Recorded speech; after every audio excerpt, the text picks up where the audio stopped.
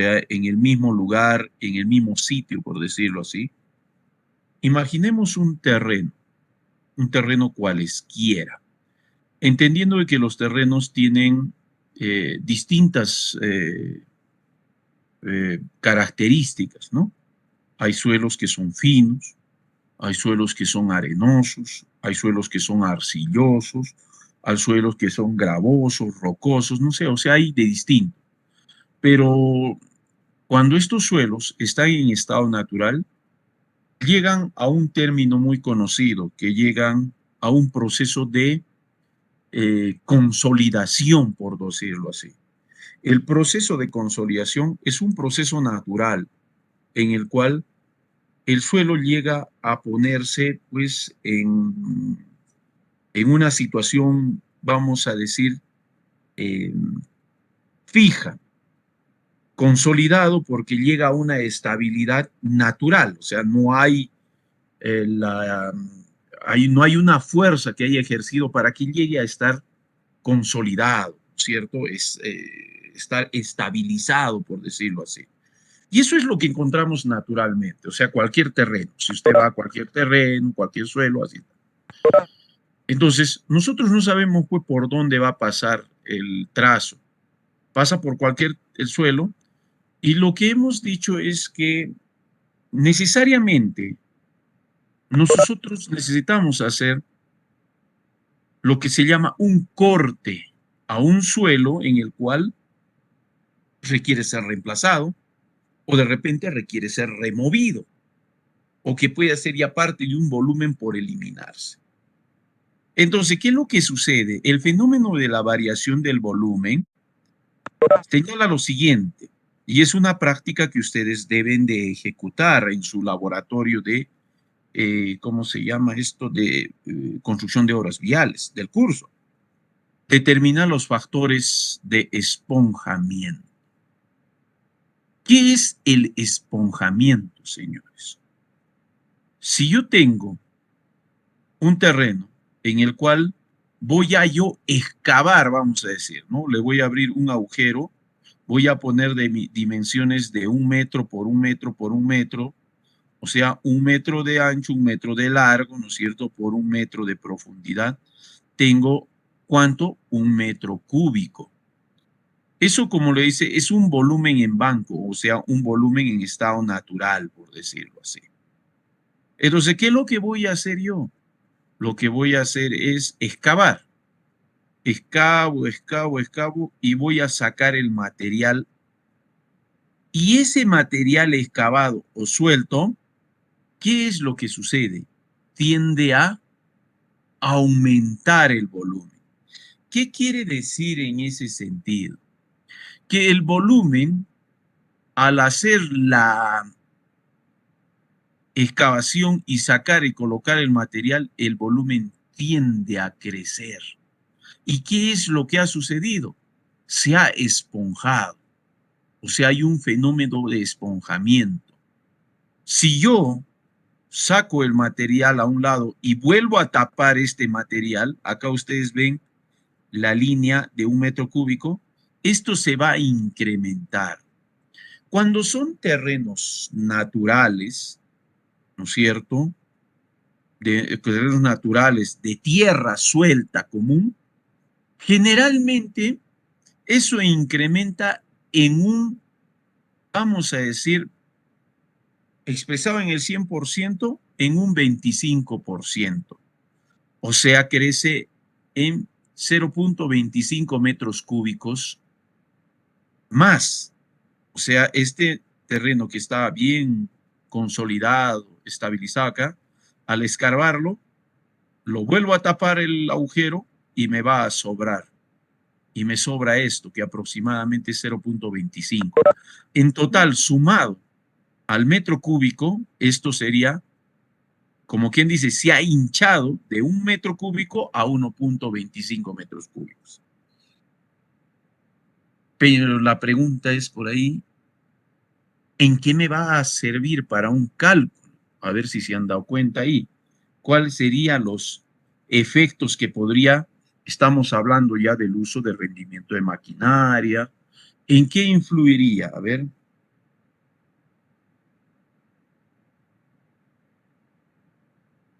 Señor Cruz Cotrado.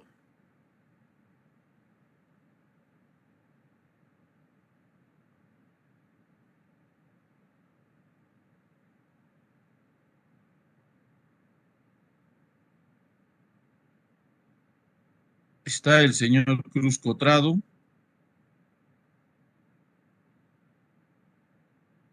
Señor Flores Gutiérrez. Ingeniero, buenas tardes. A ver, de lo manifestado, ¿en qué puedes tú deducir me afectaría en el que el material excavado se incremente o aumente?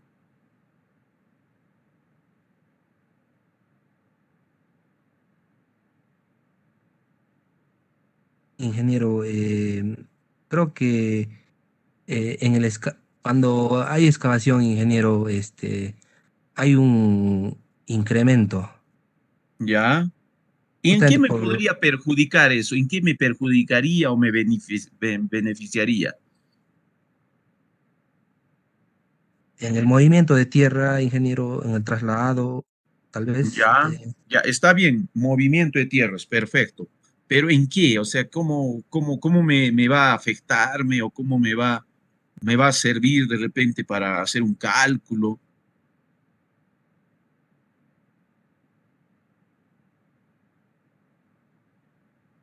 A ver, alguien. En las horas Para máquina, ingeniero. calcular, ingeniero, la cantidad de volquetas para un Eh, movimiento de tierras. Exacto. ¿Por qué? A ver, porque justamente yo no voy a calcular un metro cúbico. No se sabe cuánto es lo que voy a calcular, ¿no es cierto? En un movimiento de tierras va a haber una cantidad de volumen de tierra. Ese volumen que yo calcule va a estar en función pues a las dimensiones y lo que yo calcule. Pero ese volumen que yo estoy calculando es un volumen en estado natural o in situ, como dice volumen en banco, que tiene una compactación natural que se llama consolidación, ¿correcto? Entonces, cuando yo voy a excavar, estos volúmenes van a crecer. Y si yo calculo con lo que he calculado en estado natural, digamos que voy a calcular unas 15 volquetadas, pero como voy a mover y el volumen va a crecer, ya no voy a necesitar 15 volquetadas, sino que voy a necesitar más. De repente eso va a crecer a 18 volquetadas. Entonces yo estaría mal calculando con solamente 15 volquetadas, porque eso es en estado natural, porque no estoy considerando qué cosa, el factor de esponjamiento, señores. O sea, cuando yo escarbe, eso va a crecer. Y si yo solamente solicito la cantidad exacta de los 15 metros cúbicos, que es lo que calculé, cuando yo excava, ese volumen va a crecer y los 15 volquetadas se me acabaron y todavía voy a tener ese material ahí. ¿Qué ha pasado? Voy a decir, y ahora, ¿de dónde voy a sacar 3 volquetadas más para eliminar lo que falta? Entonces, señores, se debe considerar en el volumen que yo calcule el factor de esponjamiento, que en este caso sería 25 o 0.25 metros cúbicos más. Ahora, esta es una recomendación. Si bien es cierto, los manuales, los textos, según el tipo de material, si es roca, tierra natural, suelo fino, recomienda factores de esponjamiento de manera teórica. Te dice, auméntele pues 0.25, 0.30, 0.15, 0.20, dependiendo al tipo de material. Esto equivale en porcentaje. El metro cúbico equivale al 100%. El 25%, que en este caso sería 0.25, es el incremento que se le ha dado, aumentándole. ¿Qué quiere decir? Que cuando usted ejecuta corte, el valor va a ser siempre mayor a 1, ¿correcto? Mayor a 1. Pregunta, ¿por qué fenómeno se da que se esponja y crece o aumenta el volumen de un terreno consolidado o estabilizado en el suelo cuando se le empieza a hacer la excavación? Señor Gutiérrez Yucra,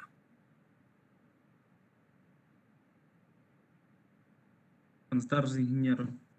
¿a qué se deberá que aumenta el volumen, señor? Se aumenta el más tierra, más suelo. ¿A qué se deberá? A ver, ¿qué opina usted?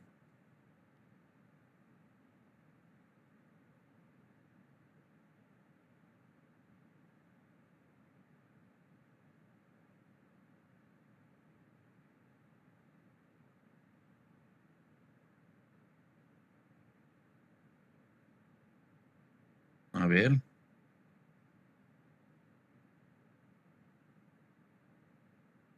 A ver, señorita Lanza Umpiri, ¿a qué se deberá el fenómeno este? O sea, ¿por qué se aumenta? Yo, no, o sea, yo quiero saber, ¿no? Si yo tengo 1 metro cúbico en el suelo, ¿por qué se aumenta cuando yo empiece a excavar? Ahora, si no se dan cuenta, señores, pues vamos a hacer la práctica, porque es una práctica que ustedes deben hacer en campo. Excaven 1 metro cúbico, sáquenlo, vuelvan a tapar, a ver si les sobra o no les sobra, a ver, de repente yo les estoy engañando, ¿no? A ver, ¿a qué se debe ese fenómeno? ¿Qué es lo que está sucediendo? Esponjamiento, ingeniero. Ya, pero ¿qué es entonces la definición de esponjamiento? Ingeniero, el Por suelo los estaba espacios compactado. vacíos que hay, ingeniero. Claro, a ver, alguien decía por ahí. Los espacios vacíos que hay entre cada partícula, ingeniero. Exactamente. Como el material en estado natural ha llegado a consolidarse, como quien dice, las partículas se han empezado a acomodar con un periodo constante, pasaba el tiempo, se han empezado a acomodar poco a poco y se han estabilizado. Cuando yo ejerzo un movimiento mecánico de excavación, los espacios vacíos aumentan.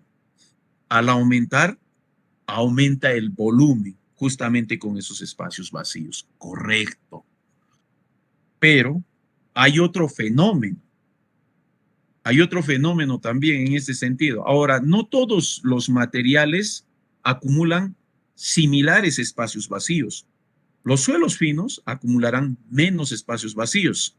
Los suelos gravosos acumularán un mayor porcentaje de espacios vacíos. Las rocas aún más. Entonces, estos valores, este 0.25 o que ha aumentado, ¿no? De 1 a 1.25 es variable de acuerdo al tipo de material que tiene el suelo, ¿ya? Ahora, cuando yo elimino un material que ya no me sirve, en este caso, digamos, 1 metro cúbico, todo 1 metro cúbico no me sirve, lo tengo que botar. Me voy a prestar un material seleccionado y lo voy a colocar acá. Supuestamente tengo que reemplazar este 1 metro cúbico por otra misma cantidad similar a esta, que sería 1 metro cúbico también. En estado suelto, como quien dice, el 1 metro cúbico, para poder estabilizar, ya no voy a esperar en el tiempo a que se consolide solito, ¿no? Naturalmente. Ya tengo que ejercer un procedimiento mecánico, que en este caso se llama la compactación. Entonces, el 1 metro cúbico que yo tenía reemplazado, ¿no? Acá yo he botado el material y acá lo he reemplazado el 1 metro cúbico por otro material, pero ahora, como esto ha sido consolidado por el tiempo, ahora le voy a ejercer presiones de compactación y esto tiende a reducirse. Ahí entendamos otro fenómeno, porque esto lo vamos a utilizar para calcular nuestro diagrama de masas. ¿Qué es lo que sucede entonces?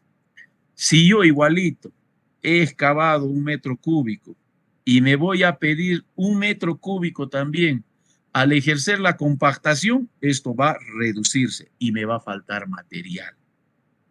¿Correcto? Entonces, en el tema de la compactación, dependiendo también al tipo de material, no puedo yo hablar de un factor de 100%, sino tengo que abordar tal vez a cuánto va a alcanzar el material y cuánto es lo que voy a necesitar.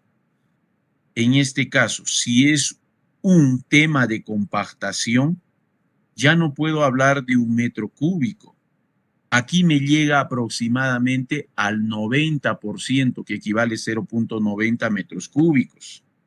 Si yo voy a tener 1 metro cúbico compactando, esto va a reducirse a 0.90. Este ejemplo de 0.90 es generalmente para material seleccionado o material lastre seleccionado. Como yo eliminé 1 metro cúbico, me voy a prestar 1 metro cúbico. Al prestarme 1 metro cúbico, ese metro cúbico ¡zum!, se va a reducir a un 0.90. Entonces, un volumen que me cubra el metro cúbico. Entonces, son fenómenos que se presentan para poder yo considerar cuando haga mis cálculos para eliminar material o para prestarme material, porque en carreteras usted se presta material de las canteras para cubrir la necesidad de un relleno, de un terraplén. ¿Correcto, señores? Entonces, tengámoslo presente este fenómeno, ya que condiciona el metrado para nuestras explanaciones, señores. ¿Correcto?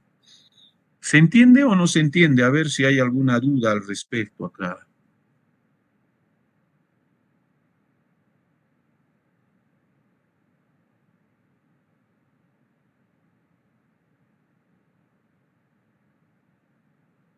Entonces, aquí vamos a tener dos fenómenos. Las variaciones del volumen del suelo están en base a un esponjamiento, que es prácticamente todos los terrenos, al ser excavados para efectuar su explanación, sufren un cierto aumento de volumen, que eso es lo que hemos definido. Este incremento de volumen expresa en un porcentaje del volumen in situ y lo vamos a llamar como el fenómeno de esponjamiento. Su valor generalmente es mayor a 1, ¿ya? Mayor a 1, ojo. Para el fenómeno de compactación, la compactación es el procedimiento resultante de aplicar energía al suelo suelto, o sea, un procedimiento mecánico. ¿Para qué? Para eliminar espacios vacíos, aumentando así su densidad. En consecuencia, su capacidad de soporte y estabilidad, entre otras propiedades. Lo ideal para una vía o una carretera es que justamente la característica de un suelo hablo porque me voy a llenar de un material, de una capa de suelo, llegando a un nivel de compactación, alcance a aumentar el valor de su densidad. La máxima densidad seca que puede tener un suelo. La estabilización se basa en comprobar el nivel de compactación. ¿Qué quiere decir? El nivel de dureza firme, estabilizado que tiene el suelo cuando yo le ejerza una carga, ¿no es cierto? En este caso, una carga móvil, el impacto de la llanta de los vehículos o de los neumáticos de los vehículos, y tenga la capacidad de soportar justamente estos esfuerzos de tensión. Entonces, la compactación es fundamental. Prácticamente, para ejecutar esta labor, la compactación se hace pues, por diversos procedimientos para diversas situaciones. En la construcción de carreteras, el uso de un rodillo vibratorio con ciertas, vamos a decir, cierto peso en tonelaje, porque hay diversas capacidades para trabajar según sus especificaciones y garantizar de que esté bien compactado y bien estabilizado, ¿no? En esta tabla ustedes pueden observar los valores de esponjamientos a considerarse según los tipos de suelo o el tipo de terreno. Por ejemplo, observen esta parte. El tipo de terreno. Podemos tener los que generalmente se presentan en la práctica, como son terrenos sueltos sin cohesión vegetal. O sea que son vegetales, esas tierras negras, algo así. Han podido ser materia orgánica, todo eso. Terrenos sueltos sin cohesión, o sea, la cohesión es casi cero ahí, ¿no? Entonces son suelos totalmente finos, vamos a decir, casi arcillosos o muy, muy finos. Su grado de esponjamiento crece un 10%. Para mí, ese metro cúbico equivalía al 100%. ¿Qué quiere decir? Que es 1. 1 equivale al 100%. ¿Cuánto va a crecer más? 10 sería entonces en un 110%, ¿no es cierto? El valor para calcular sería entonces 1.1 o 1.10. ¿Me dejo entender? Señor, ya no es terreno suelto, es terrenos flojos, dice. Ah, entonces aquí será más 1, entonces el valor será 1.20. Son terrenos compactos. Ah, entonces aquí tengo el grado de esponjamiento, quiere decir el grado de aumento, 10, 20, 30, 30 hasta 40, donde son escombros. Mira, por eso es que en terrenos rocosos es más fuerte. En terrenos de tránsito es más fuerte. ¿Cuál es la característica que tienen estos terrenos, ingeniero? No lo sé, ¿no? Entonces acá te da una descripción y te dice, los terrenos sueltos sin cohesión son capas superficiales de un terreno donde ha crecido vegetación y que contienen una cantidad apreciable de materia orgánica y restos vegetales, humus. O sea, esa tierra negra, no sé si han podido observar que sirve para plantaciones, para plantar jardines, eso, ¿no? Eso es muy débil, su cohesión. Entonces tiene un grado de incremento, como es fino, no acumula muchos espacios vacíos, por eso es que considera solamente un 10%. Para terrenos flojos y escombros está entre un margen, más o menos un poquito con granulometrías más pronunciadas. En terrenos de tránsito son areniscas en finas capas, rocas desmoronadas. Estamos hablando de algún tipo de roca ya, de gravas, así más o menos. Su incremento puede estar hasta un 30%. En terrenos rocosos, que son arenisas compactas, granito, calcáreas, margas, duras, o sea, son rocas ya más fuertes, aumenta hasta un 40% porque acumula más espacios vacíos. En escombros, puede ser hasta demoliciones, todo tipo de materiales, puede haber una variación desde 40 inclusive hasta 80%. O sea, hasta se casi llega a duplicarse, ¿no? El volumen. Para estos casos, como hablamos de movimiento de tierras, el sistema de excavación puede ser para toditos estos, hasta el tipo de terreno compacto, mediante el uso de excavadoras, retroexcavadores de orugas o ruedas neumáticas o bien una pala mecánica conocido como cargador frontal. Para terrenos de tránsito, terrenos rocosos y escombros, excavadoras, retroexcavadoras, tractores empujadores bulldozer, excavadoras o retroexcavadores con martillo hidráulico y explosivos, cargadores frontales y los famosos backcrops. Entonces, esto me da una referencia, señores. Si no tengo valores de esponjamiento para poder hacer lo que se llama movimientos de tierra en corte para excavaciones masivas, señores. Entonces, teniendo la idea presente de la labor a ejecutarse, pues lo que es desarrollamos, ¿no? Entonces, para ello, el movimiento de tierras a explanar trabaja sobre calcular un factor de esponjamiento y un factor de encogimiento, donde el factor de esponjamiento es igual al peso unitario del material de préstamo en kilogramos por metro cúbico, ¿no? Aquí vamos a calcular cuánto es el peso unitario del material por kilogramos por metro cúbico sobre el peso unitario del material suelto, o sea, este es el peso unitario del material que me voy a prestarme. O sea, ¿qué tipo de material voy a traer? Pues, ¿no? Y el peso unitario del material suelto, que es el que cuando yo extraigo, menos 1 para expresarlo en porcentaje por 100. Ahora, el factor de encogimiento es igual a 1 por el peso propio, por el peso unitario del material de préstamo sobre el peso unitario del material in situ, por decirlo así, por 100. Entonces, en ambos casos son aplicables distintas expresiones matemáticas para calcular factores de esponjamiento y de encogimiento, ¿no? De reducción. En movimiento de tierras, el factor de carga, por decirlo, es igual al peso unitario del material suelto. ¿Cuánto será el peso unitario del material suelto, por decirlo así, ¿no? A ver, perdón, un momentito, por favor, señores.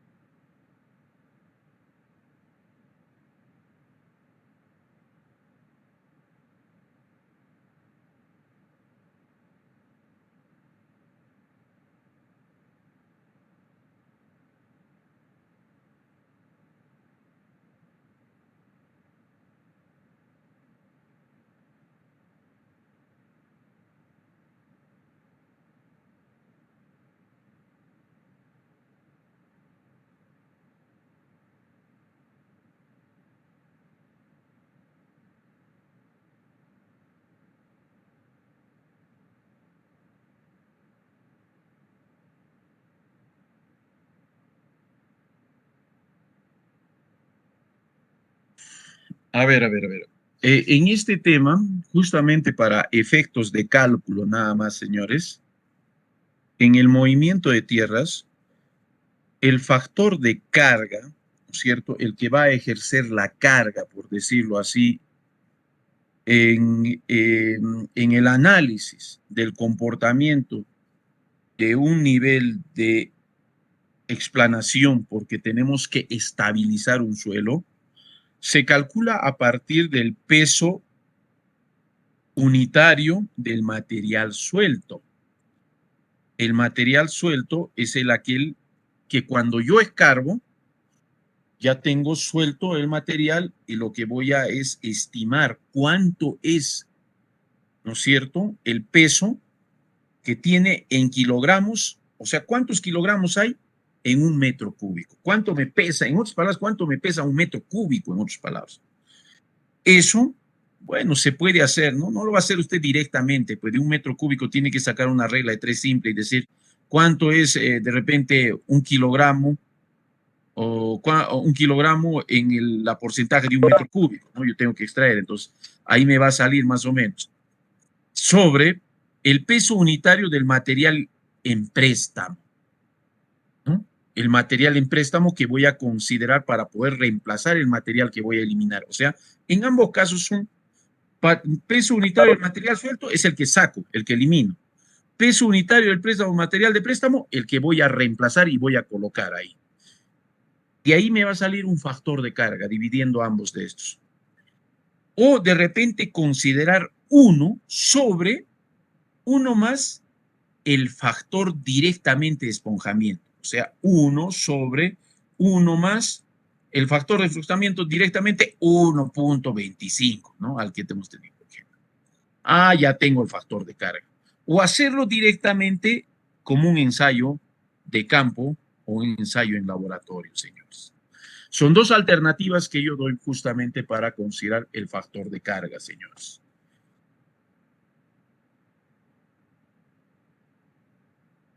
De igual forma, para un factor de encogimiento, puedo calcular a partir del peso unitario del material de préstamo sobre el peso unitario del material de terraplén compactado. Ya, como vamos a hablar del esponjamiento, aquí yo tengo el peso unitario de material que me voy a prestarme, ¿no? El material que yo me voy a prestar, ¿cuánto es lo que me voy a prestar? 1 metro cúbico, ¿no es cierto? Sobre peso unitario de material en terraplén compactado. ¿Cuánto llega? A 0.9, ¿no es cierto? O sea, ese metro cúbico, ¿cuánto llega a reducirse? O el factor de encogimiento es igual a 1 sobre el factor de encogimiento. En este caso, menos 0.90 directamente. Entonces, serían las alternativas justamente para considerar los factores de encogimiento en cualquiera de estas dos condiciones, señores. Entonces, los volúmenes de movimiento de tierras de un sitio de trabajo, por decirlo, ¿no? Del sitio donde está pues, el terreno donde voy a hacer la excavación. Por lo general, el trabajo del contrato suma o mano alzada, ¿no es cierto? Que es lo que elabora diariamente o lo que cada día que avanza se va valorizando, así se dice suma alzada, ¿no? Lo que voy trabajando de suma alzada en forma genérica, lo que dices. Si yo tengo un metrado, una meta de 100 metros cúbicos, la suma alzada tiene que cumplir esa meta, como quien dice. El método tradicional es el área de corte de promedio, llenar profundidades por planta usando una cuadrícula. Bueno, eso es lo que generalmente se usa, ¿no es cierto? Método tradicional, o sea, el área de corte de promedio, que es básicamente un promedio entre la sección 1 y la sección 2.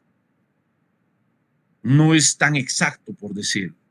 Un método moderno, cualquier número de paquetes de software, PowerPoint, Civil 3D o Autodesk o el AutoCAD, por decirlo así, ¿no? Que me calcula, ojo, volúmenes, ¿no? Estamos hablando de volúmenes. Aquí es como decir, pues yo la sección, el método tradicional, sección 1, sección 2. Tengo área 1 más área 2 por la distancia entre 2, ¿no? O sea, decir, tengo este área 1 más este área 2, o sea, área 1 más el área 2 de la siguiente sección sobre 2 por, ¿cuánto hay una distancia de progresiva a progresiva? Señor Luque Ramos, ¿cuánto de distancia hay de progresiva a progresiva? Procede, ingeniero, 20 metros. Exacto, entonces, como es 20 metros, acá solamente me va a ir directo, ya no le pongo distancia, sino 20 metros. Área 1 más área 2 sobre 2 por 20, me sale el volumen, señor. Y ya tengo, ese se llama método tradicional, por eso dice área de corte promedio entre área 1 y área 2, ¿no es cierto? Entre llenar la profundidad en planta, ¿no es cierto? Usando un cuadrado, por eso, más o menos como un cuadrado, eso es lo que se saca más o menos en promedio. Ahora, el método moderno es utilizarlo, pues, un software. Los programas de ordenador se comparan los suficientes existentes contra las de varias superficies propuestas, es decir, la subrasante, grado de base, grado de acabados, ¿no? Que va más allá en su procedimiento. Entonces, los volúmenes de movimiento de tierras para autopista y excavaciones de trincheras, vamos a decir, por lo general a precios unitarios de partida, utiliza el método tradicional en el área del extremo medio, medido a partir de las secciones transversales, que puede ser por un planímetro, multiplicación cruzada, tiras, trincheras. O sea, son métodos muy convencionales, por decirlo así, ¿no? Vamos a ver, mira, voy a suponer, acá yo tengo digamos, un terreno. Y acá voy a ejecutar un corte así, ¿no? Más o menos. Entonces, este cálculo, ¿cómo lo voy a calcular? Ingeniero, está deforme, dice, ¿no es cierto? Es bien complejo, hay métodos para calcular. Entonces, el planímetro es un instrumento que empieza a bordear así, todito esto nuevamente así, y al final te calcula un área. En ambos extremos hace lo mismo, lo divide entre dos por la distancia, como le he dicho, y me da un volumen, método tradicional. Ahora, método moderno, ya pues en el AutoCAD tú puedes directamente así segmentar, pasar así y automáticamente en un área cerrada te da el área, ¿no? Algunos programas informativos convierten secciones en superficies y viceversa, ¿no? En superficies para transformar en área. Y los programas se pueden propagarse o prepararse para diagrama de masas y otros informes, por decirlo así, ¿no? Entonces, en eso trabaja. El comportamiento del suelo. ¿Cómo se comporta, señores? Para lo que es compactación, la densidad del suelo, ya sea seco o húmedo, es fundamental, porque va a alcanzar justamente a partir de esta. La compactación del suelo debe alcanzar mínimamente un 90%, o sea, lo que está ahí compactándose ahí, lo que el rodillo está permanentemente aplastando, por decirlo así, hasta llegar a un nivel de compactación. La consolidación es un proceso natural, más bien. Todo terreno lo encontramos en un estado consolidado, ¿ya? Que eso se da con el tiempo en un proceso natural. Aquí hay una gran diferencia entre consolidación, que es un proceso natural, y la compactación es un proceso mecánico. El contenido de humedad, todo terreno o todo suelo tiene un porcentaje de humedad. La estabilidad es lo que se busca, la estabilidad de un suelo finalmente, alcanzando lo mínimo exigido por los reglamentos y la norma. Los suelos compresibles son aquellos suelos que alcanzan un nivel en el cual no generan mucha expansión, mientras que las arcillas son expansivas, señores, tienden a estirarse. Es más o menos como un chicle. Cuando yo lo aprieto, esos tienden a estirarse. Entonces, más o menos cumplen este comportamiento. Entonces, son más o menos los fenómenos de comportamiento que se dan en el suelo cuando se le ejerce justamente las labores que se vayan a hacer cuando se ejecuten los procedimientos de construcción. Muy ideal la compactación, que es el aumento de la capacidad de carga, o sea, la capacidad de soportar carga. Reduce la compresibilidad, ¿no? Ya no se... Reduce la permeabilidad. No va a pasar agua, va a ser más, perdón, no va a pasar agua. Ya no, o sea, ya no van a filtrar. Entonces, mejora la estabilidad de un suelo. La vía de alta velocidad versus las operaciones de compactación, cimientos, bueno, puede compararse con una edificación, ¿no? Eso de manera general puede decirse así. La compactación tiene 5 factores que afectan a esta. Las propiedades físicas y químicas que se analizan, el contenido de humedad, porque todo terreno tiene una humedad natural. El método de compactación, la cantidad de esfuerzo por compactar, ¿no es cierto? Lo que ejecuta, yo necesito un rodillo de compactación. Espesor de la capa o elevación. Está siendo compactado, no lo sabemos, de acuerdo al espesor de una capa base, su base, ¿no? Los métodos de compactación, aquí están, señores. Peso estático, bueno, este no se utiliza para carreteras, es para compactar de repente terrenos en edificaciones. Esta también, las de vibración, son utilizados justamente con rodillos vibratorios, esto sí. La manipulación o el amasamiento en las etapas iniciales, la percolación o filtración, también son utilizados para los procesos de compactación en carreteras. Bueno, a diferencia de la compactación, la consolidación es el resultado de la consolidación de primarias de la expulsión, extrusión de agua de los huecos en el suelo de granos finos. O sea, es un procedimiento natural en el tiempo, señores. Elimina espacios vacíos con relación al tiempo, donde de repente puede inclusive acumular cierta humedad, por decirlo así. Pero no hay no genera ningún esfuerzo mecánico, simplemente es un efecto natural el acomodamiento de las partículas generados a partir de efectos de gravedad, nada más. Son causas de asentamiento en estructuras y terraplenes en un periodo de tiempo, o sea, no es muy estable. Un terreno, si no tiene la capacidad de carga adecuada, lo que va a hacer es que las estructuras tiendan a asentarse, porque la consolidación no garantiza que un suelo sea bueno o sea firme, porque es natural, por decirlo así. Los métodos para acelerar la consolidación incluyen la colocación de un suplemento y o la instalación de columnas de arena o drenaje verticales. Bueno, en casos extremos, por decirlo así, ¿no? Consolidación secundaria es la reordenación de los granos del suelo cohesivo. O sea, prácticamente acá, olvídense, no hay un equipo mecánico, no hay una maquinaria, no hay nada que vamos a utilizar. Más son procedimientos naturales, por decirlo así. Las excavaciones y apuntalamientos a cielos abiertos, medidas preventivas antes de comenzar el trabajo, es necesario tener en cuenta una serie de medidas que son medidas preliminares, más que todo examinar las características del terreno, asegurarse de la ubicación de todas las instalaciones del subsuelo que extrañen peligro, ¿no? Cortes o desplazar, si es posible, estos suministros, si no fuera posible estos, vallarlos o colgarlos, limpiar el terreno de árboles, piedras y demás obstáculos, vallar y señalizar la excavación. Son procedimientos solamente de seguridad, ¿no? Que he querido considerarlo para esta exposición, ¿ya? Ahora, en este caso, no solamente influye solamente en la base y la explanada de la carretera, puesto cuando usted apertura una vía, a veces está en ladera de cerros. Entonces, yo tengo que ejecutar el diseño de un talud de excavación. Ya vaya a ser para rellenos o vaya a ser para cortes. En este caso, taludes de excavación y de rellenos, dice. Excavaciones y apuntalamiento a cielo abierto, medidas preventivas. Justamente para poder... ¿Qué cosa es un talud? A ver, señores, entendamos desde ese punto de vista. ¿Qué es un talud? Señor Mamani Rojas, Jorge Luis.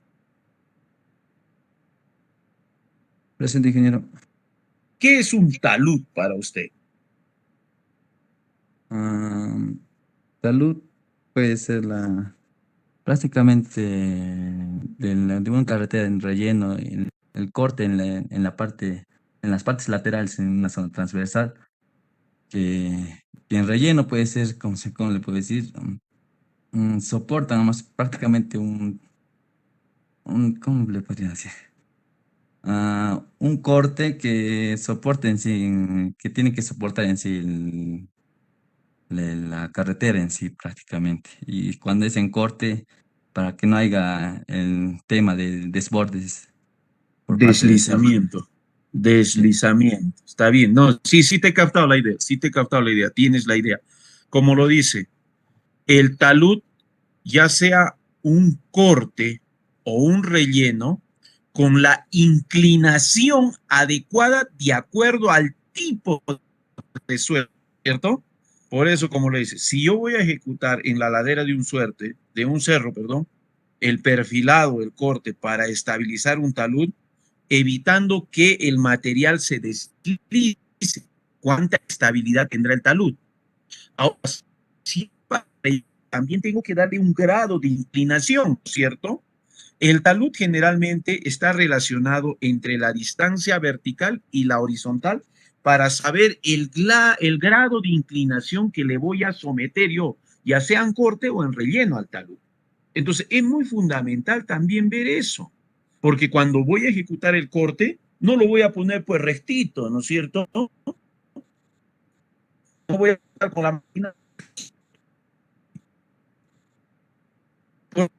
Y el descenso en un movimiento, la carretera va a estar tapada. Entonces, si es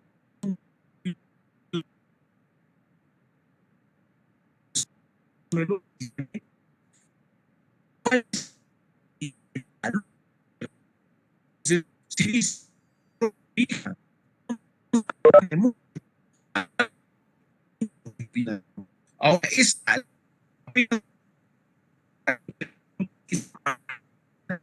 entonces tiene la idea de lo que dice. Entonces eso es muy importante porque eso está en diseño. En diseño geométrico de carreteras se diseñó cuánto es el talud en corte y cuánto es el talud en relleno. Bueno, todo esto obedece a trabajos cuando se hagan, trabajos cuando se ejecuten en excavaciones y en cortes, hay que colocar medidas preventivas. Por ejemplo, cuando se ejecutan zanjas a partir de profundidades de 1 metro, 1.50 metros de profundidad, hay un riesgo. Acá observen ustedes, fíjense, estaba hasta aquí el material ejecutando y se puede desprender todo y caerse, ¿no es cierto? Es muy riesgoso y justamente ahí se debe ejecutar. ¿Ve? Ahí, este es un ejemplo como si fuese un talud. Este es un talud, señores. Mira, el talud es este perfil. Se ha cortado, este es un talud totalmente recto. Este tiene un grado de inclinación, este tiene un grado de inclinación. Y así sucesivamente nosotros tenemos que ejecutar cómo se van a hacer los cortes perfilados, ¿no es cierto? Esto, por ejemplo, en zanjas, por decirlo así. Entonces, ahí se utiliza una serie de equipo mecánico.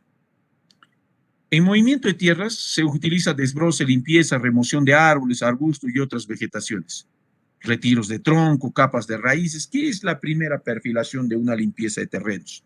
En forma general, en construcciones y también carreteras. A partir de iniciar cualquier movimiento de tierra, verificar su ubicación de los servicios públicos, subterráneos, a través de sistemas locales. Hay que comprobar que los servicios públicos no se encuentren comprometidos, ¿no?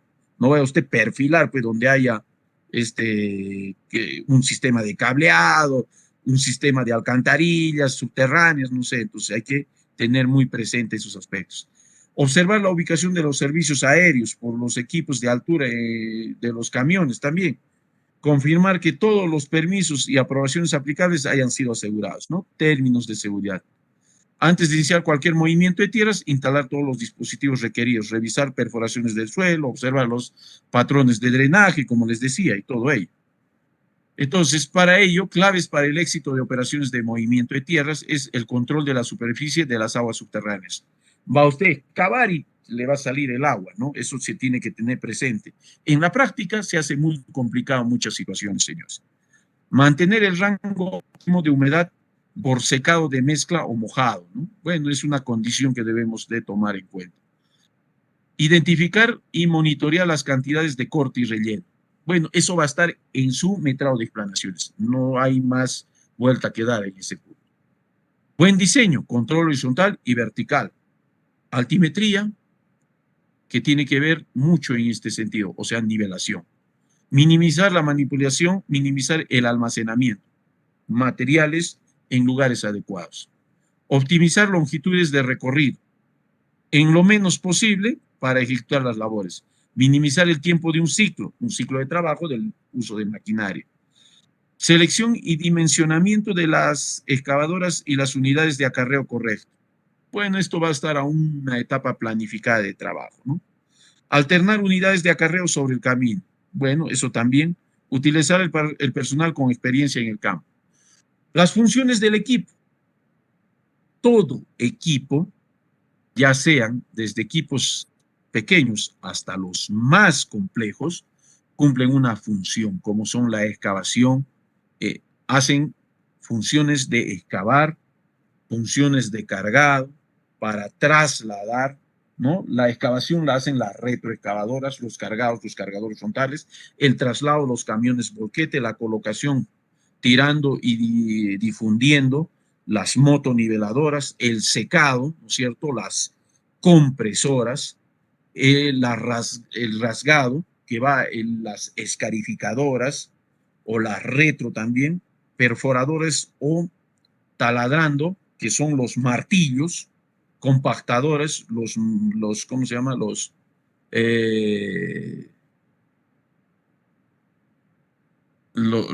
rodillos compactadores, los clasificadores que son las plantas asfaltadoras y acabando el producto final que son ya pues incluidos lo que se llaman los sistemas de las plantas de asfalto en cierto modo, con los rodillos lisos de llantas neumáticas para su etapa final, ¿no? Entonces cada equipo cumple una función.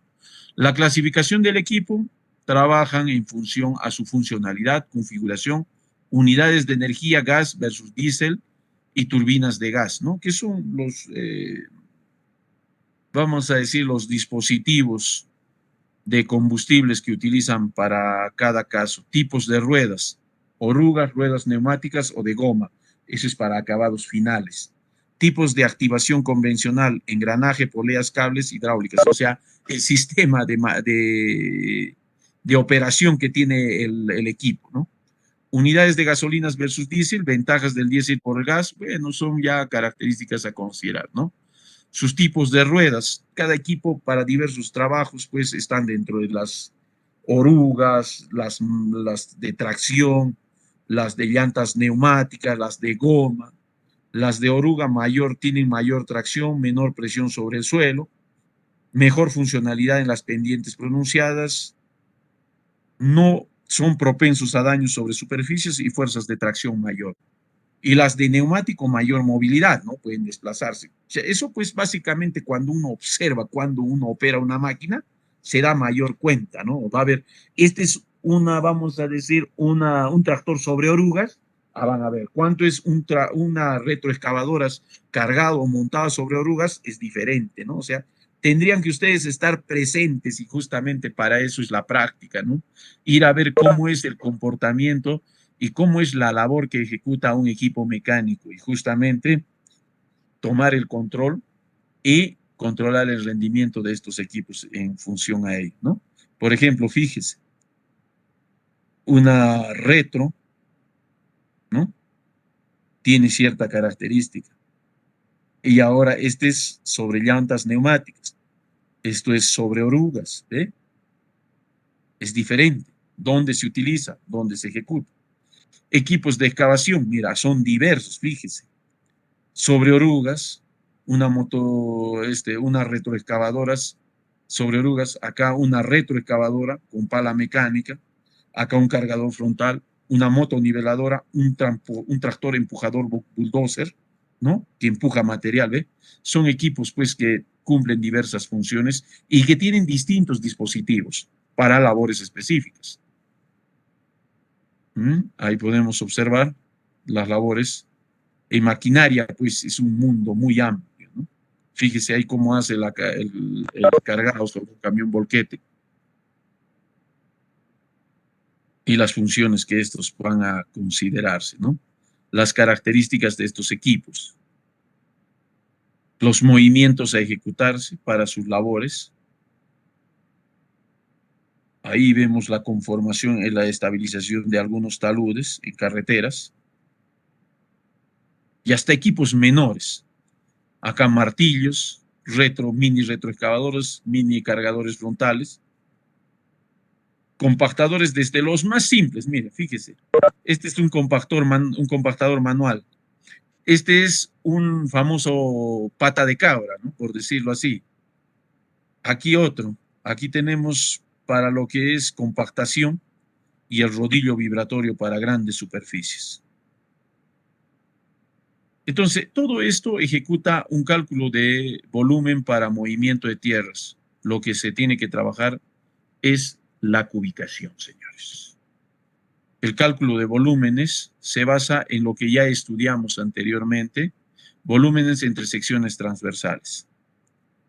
En corte, ¿no? O en trinchera también, es esto lo que se calcula. Área, área, área, área acá. Así. Si es consecutiva, me va a dar otra similar y voy a poner área de corte 1 más el área de corte 2. entre 2 por, ¿cuánto era la distancia? Dijeron 20 metros. ¿Correcto, señores? Puro corte. Acá está rellenando. Entonces, yo voy a relleno al que viene. Área de relleno 1, área de relleno 2, entre 2 por 20 y tengo el volumen de relleno. Ahora, si es en corte, en ladera, ¿no? Puedo tener en esta forma, puedo tener en una la corte y en otra puedo tener corte y relleno. Entonces se trabaja corte con corte y relleno con relleno. Si no tengo acá la fórmula cambia. Acá es área de corte 1 más área de corte 2 entre 2 por 20 y acá más bien, aquí como no hay área de relleno, solamente acá, entonces área de relleno 2, digamos, entre 4 por 20. Listo, señores. En donde tengo las fórmulas especificadas. Se analiza de esta forma, más o menos. Aquí ustedes observan, esto es terraplén, hay que rellenar, y esto de acá, así como cortecito, está para cortar. Y tengo más o menos la característica. Y voy a ejecutar un talud de desmonte o de corte, por decirlo acá, ¿no? Línea de vertido de desmonte, o sea, hasta acá es donde se corta. O sea, esto debido de ser hasta aquí, entonces todito este material se ha cortado y se ha volado. Hasta acá es la línea, hasta acá nada más. Acá, señor, tiene que usted rellenar. Todito este terraplén es relleno. Entonces existe un talud de terraplén. ¿Se dan cuenta? Entonces más o menos grafica esa forma, ¿no? Y aquí tenemos las fórmulas harto conocidas para ustedes, cómo determinar áreas. Y aquí ustedes tienen todas las fórmulas matemáticas. Áreas básicas, ya más complejas, y tal vez un procedimiento de cálculo de áreas por coordenadas. Esto es un procedimiento donde se identifica la coordenada de este punto, de este otro, de este otro, de este otro, y así sucesivamente. Pero esto lo vamos a hacer en detalle cuando hablamos, o cuando se hizo, ¿no? Hicimos esto de acá. A ver, recuerden, el cálculo de áreas por coordenadas, cuando cruzamos y determinamos un volumen mediante este procedimiento. No determinamos los chaflanes hasta los puntos donde terminan los taludes y se ha calculado la coordenada de cada uno y se ha hecho de manera cruzada, ¿no? O si no, cálculo de áreas por cuadrados o por cuadros, por decirlo así. Se puede también interpretar ese procedimiento. Y los volúmenes bajo fórmulas elementales de cubicación, donde se va a determinar volúmenes, señores. Bueno, referencialmente lo que se llama lo complejo. Y acá está la idea, señores. Algo más complejo, pero esta es la idea. A ver, acá imaginemos. Aquí hay una sección, ¿a que se dan cuenta? Este es un área 1 de la sección 1. Esto está en relleno, esto es área de relleno 1. Puedo mejorar yo si es que encuentro el área media. Y voy a determinar el área media de la sección media. Y finalmente el área 2. Es lo mismo que yo he explicado. ¿Se dan cuenta? Área 1 más área 2 entre 2 por todita esta distancia, este D que es 20 metros, ¿no? Que es una progresiva, me puede dar. O si no, de manera analítica ya nomás, pues. El volumen es igual a D sectos, ¿no es cierto? Por el área 1 más 4 veces el área del medio más el área del otro extremo. Y tengo el volumen. Que también es lo mismo de lo que yo expliqué. Que va a dar lo mismo. Ahora, los métodos de áreas medias de dos secciones transversales, acá está, pues, para relleno, área 1 más el área 2 del otro extremo, entre 2 por la distancia. Ahí está, aquí, fíjese. Este es, ¿no es cierto? Área 1 más área 2 sobre 1/2 por la distancia. Este área, sí puedo calcularlo. Este área también, porque eso está en lo que hicimos diseño geométrico. Porque yo podía calcular el área de esta sección y de las consecutivas. La mitad entre 2 por la distancia de 20 metros me daba un volumen. Para tanto relleno como para corte. Acá está, mira, para corte igualito. Entonces, básicamente tengo pues los volúmenes necesarios, ¿no? Bueno, y estas características que me ayudan pues ya de áreas medias prismoides para referencia, ¿no? y algunos casos comunes en cortes también. Acá, ¿por qué? Porque aquí en esta parte, fíjese, hay relleno, pero en el otro extremo no hay relleno. ¿Qué hay? Corte. Entonces se trabaja de manera independiente, señores. Puede utilizar esta fórmula. Lo voy a calcular para corte en este extremo y para relleno en esta y para corte en este extremo. El volumen es el área de corte al cuadrado, si empezamos de este, sobre área de corte más el área de relleno por D medios entre 2, o sea, por 10 ya sería acá, ¿no es cierto? Y para el otro caso, el volumen de relleno, que es el área de relleno al cuadrado sobre el área de corte más el relleno por D medios, en este caso sería 10 metros, ¿no? Porque si esto es 20 de medios sería 10. O considerar lo directo. Volumen de corte es igual a el área de corte entre 4 por la distancia, que es 20 metros en este caso. ¿Me dejó entender? Igualito para el otro caso. De frente nada más. ¿Ya? Y aquí tenemos más o menos, para mejor comprensión, podemos ver la combinación de las áreas. Este es corte con corte. Yo voy a trabajar esto con esto y esto lo voy a trabajar esto. Área 1 más área 2 entre 2 por 20. Y este, área de relleno entre 4 por 20. Nada más, señores. Estito nada más. Este es área de relleno por área, más área de relleno. Área 1 más área 2 entre 2 por 20. Y ahí me va a salir. ¿Correcto, señores? Entonces, las fórmulas de cálculo están dadas para cada caso, ¿no? En este caso, para relleno y para corte relleno. Bueno, ya estas son otras fórmulas básicas, ya para lo que es la hidráulica, señores. ¿Ya? Son cálculos ya más de hidráulica, señores. ¿Ya? A ver, preguntas, no sé si tienen preguntas con estos temas. Justamente vamos a empezar a calcular lo que se llama procedimientos para movimiento de tierras, cálculo de volúmenes, en otras palabras, señores. ¿Ya? Ahí hay que darse cuenta nomás.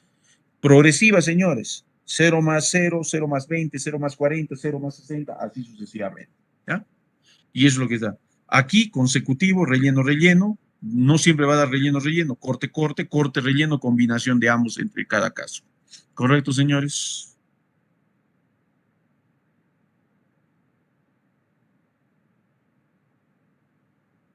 Bueno, ahí vamos a quedar, señores. Un ratito les voy a llamar la lista.